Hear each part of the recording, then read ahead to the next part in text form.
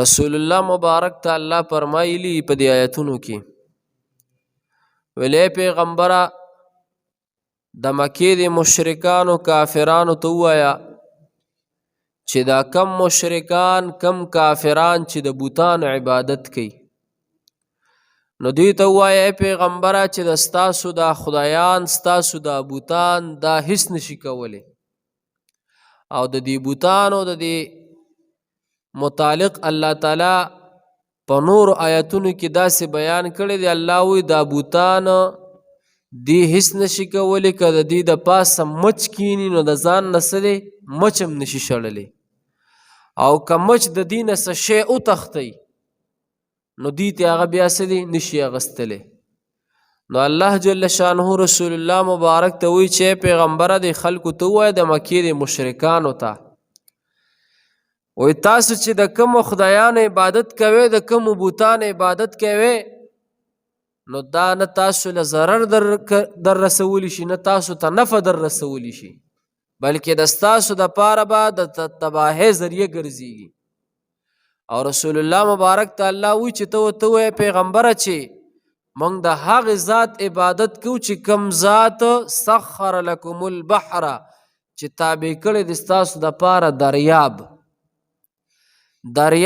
غټ غټ دریابونه دي غټ غټ بحرونه دي او په دې دریابونو کې د الله په قدرت باندې څه د لارې جوړې دي په دې اوبو کې او دا غټې غټې بیړۍ او دا غټې غټې کشتۍ په د الله په قدرت روانې دي او دا غټې غټې کشتۍ او دا غټې غټې بیړۍ د یو ملک نه بل ملک ته او د بل ملک نه بل ملک ته درآمدات او برآمدات کوي دغه شانته امپورټ او ایکسپورټ کوي د یو ملک نه بل ملک ته سامان وړي د بل ملک نه بل ته وړي د پاره د سالکه د خلکو د فائدې د انسانانو د فائدې د پاره الله پاک سیدی په دریاب کې په خپل قدرت سره دا غټي غټي کشته چلی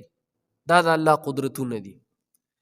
ولتبتغوا من فضله ولعلكم تشکرون الله دې د پاره دا کشته چلیږي چې تاسو سدي د خپل ځان د پاره حلال رزق سره تلاش کې ولعلكم تشکرون الله پاک وي تاسو سدي شکریا ادا کې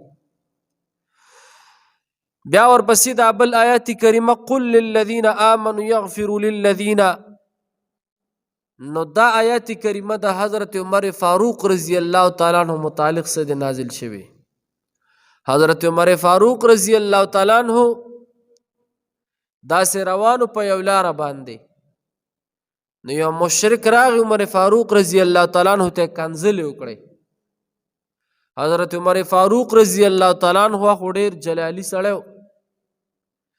داسې سړیو چې د هغه د نوم د وجې نه بس د کافران به یریدل او داسې سړیو حضرت عمر فاروق رضی الله تعالی عنہ چې کله به د کافرو په کور کې ماشوم په جړا شو نو مور بوتی چپ شه ګوري عمر د پسې راولم عمر راغی نو ماشوم به چپ شو دومره یری وه په کافرو باندې څه دي دومره خوف یعنی کفار به دومره یریدل او یو روایت داسې دی عمر رضی الله تعالی عنہ په یو لار روانو حضور علیه السلام وله مخې له ورغی نو عمر فاروق رضی الله تعالی عنہ داسې ښایسته ښکلې برېتې پریښي مزیدار حضور علیه السلام ورته وی دا شیطان نه دی شیطان وی دا ستا د وجې نه څه دی شیطان لاره بدلی لاره یعنی ته چې په کومه لار ځي شیطان په هغه لار نه راځي نو عمر فاروق رضی الله تعالی عنہ ته یو سړي ورته یو مشرک ورته کنځلې وکړې نو چې کنځلې ورته وکړې عمر فاروق رضی الله تعالی عنہ ډېر قار شو غوسه شو توره یې راوویستله او وی زه ورځم د ده نه سر وم چې ده ماته دا کنځل څنګه وکړل حضور علیه السلام ته الله پاک دا آیت کریمه نازل کو چې ورشه عمر ته ووایه یغفروا للذین لا یرجون ایام الله عفا کوه درگذر کوه گزاره کوه صبر کوه عمر فاروق رضی الله تعالی عنہ واپس خپله توره کېښوده بس وی بالکل وی صبر به او بل یو روایت داسې چې دا آیت کریمه د صحابو د یو ډلې متعلق نازل شوی دی د صحابو یو ډله داسې په لار روانه وه د مکې مشرکان ورته راووتل او کنځل او بدې ردې صحابو ته وویې حضور علیه السلام صحابه کرام ډېر خفه شول چې دا وګوره دا دې موږ ته بدې ردې وایي حضور علیہ السلام ته الله پاک د آیت کریمه نازل کو ویل صحابو ته دی وایي چې تاسو به جواب نه کوئ، تاسو به صبر کوئ. صبر او یو خبره درته کوم جي څوک درته بد رد ووایي که نه کنزل درته وکړي بد رد درته ووایي او تا صبر وکړو تاله به الله ډېر لوی مقام درکوي. مخکې ورځو کې مونږ ډېر کمزور یو، یو څو ورځې کېږي یو هفته نیم یو 10 ورځې به کېږي زما یو ځای کې دا شان زه راوتم داسې د مدرسې نه او یو 2 کسان لګیو د یو بل سره باسو جګړه وه د خولې باسې شروع کړی نو په دې کې پکې درېمګړی د بار نه راغی نو هغه ورته یو کس ته هغه بل یو کشر کس و د مشر کس سره نښتې و هغه کشر ته ډېرې بدې ردې وې او ډېر کمزور او ډېر چغې سوارې جوړې کړې نو ما هغه بار نه چې کوم کس راغی نو ما ورته ویل لکه ته پکې کار مه لرې مې به دا یو کشر دی دا بل مشر دی مې اوس په سم شي که نه هغه ما پسې نښتو ما ته لګیا شو او چې زه په خوله ورتلل ټولې یې راته ووې ډېرې چغې سوارې وې او الله پاک ماله داسې یو صبر راکړو که نه داسې صبر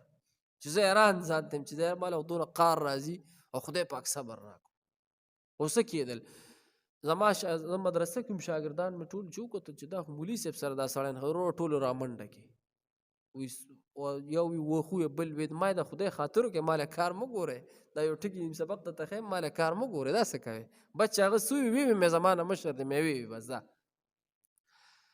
ماسخوتن چې څنګه خو خپه هم ډېر زیات مې یا الله مې داسې وشو په لار راتلم په دې مقبرو تلاوت مې وکړو مې یا الله داسې وشو ما خو دې سړي ته سمه خبره وکړه د دومره چغې سو او کنځل او بدې ردې هر څه وي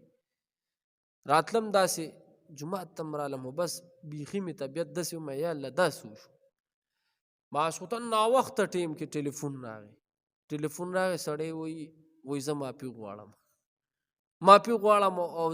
ټلیفون اول چې دی ما ته زمونږ یو رشته دار دی هغه راته وکړي سړی ما پسې کور ته راغلی دی چې دا ستا رشته دار دی ته ورته ټلیفون وکړه ما یې ولې څه چل شوی وایي تا سره یې خوله والې او تا ته یې بدې ردې ویلې او سړی وایي چې ماله خوب نه راځي کله په یو ډډم کله په مړه موږ دې د خوبه پاسولو تا له خوب نه موږ دې د خوبه پاسولو ما زما د طرفه سم نشته ما چې سی وي بس ښې ویلي نو خدای پاک په عزت درکوي.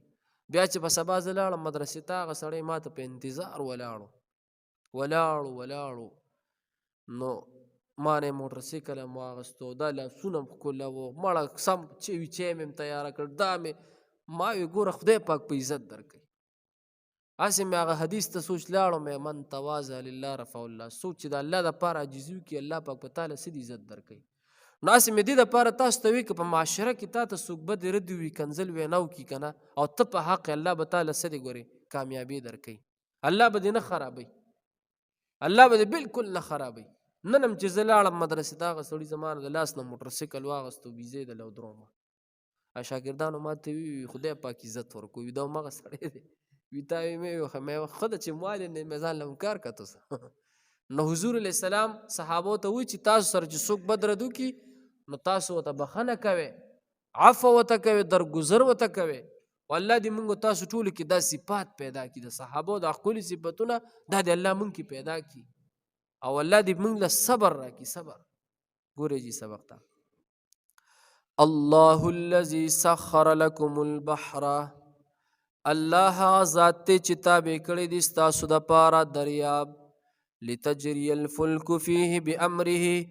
دې دپاره چې چلیږي پکې کشتیانې په حکم د الله سره ولتبتعوا من فضله او دې دپاره چې تاسو تلاش کړئ د هغه د فضل نه ولعلکم تشکرون دې دپاره چې تاسو شکر وکړئ وسخر لکم او تابع کړي دي ستاسو دپاره ستاسو د پیدې دپاره ما هغه څه فی السماوات چې څه په اسمانونو کې دي وما هغه څه فی الارض چې څه په ځمکه کې دي جمیعا منه ټول د خپل طرف نه ان فی ذلک بشک په دې کې لآیات نشانات دي لقوم دپاره د هغه قوم یتفکرون چې فکر کوي. قلت ورته پیغمبره للذین آمنوا هغه کسانو ته ووایه پیغمبره یغفرو چې معاف کړي هغه کسان للذین دپاره د هغه کسانو لا یرجون ایام الله چې امید نه لري د الله دروازو لیجزي قوما دې دپاره چې الله بدله ورکړي یو قوم ته بما په سبب د هغې کارونو کانو یکسبون چې دوی به کول. من عمل صالحا فلنفسه چا چې عمل وکړو نیک نو د خپلې د پیدې دپاره یې وکړلو. ومن اساء فعلیها چا چې بد عمل وکړلو نو د هغې وبال به هم په ده باندې وي. ثم الى ربکم ترجعون بیا به تاسو خپل پروردګار ته واپس کړی شئ. صدق الله. الحمد لله رب العالمين والعاقبة للمتقين والصلاة والسلام على أشرف الأنبياء والمرسلين وعلى آله الطيبين وعلى آله وصحبه أجمعين. یا الله مونږ چې دا کم درس وکړو په خپل دربار کې قبول کړي. یا الله زموږ څه کمې پیشې شوي یا الله زموږ د ټولو ګناه معاف کړي. یا الله زموږ د ټولو د مور او پلار ګناهونه معاف کړي. یا الله د ټولو امت مسلمه ګناهونه معاف کړي. حاضرین دا کم مشران ناست دي د چا څه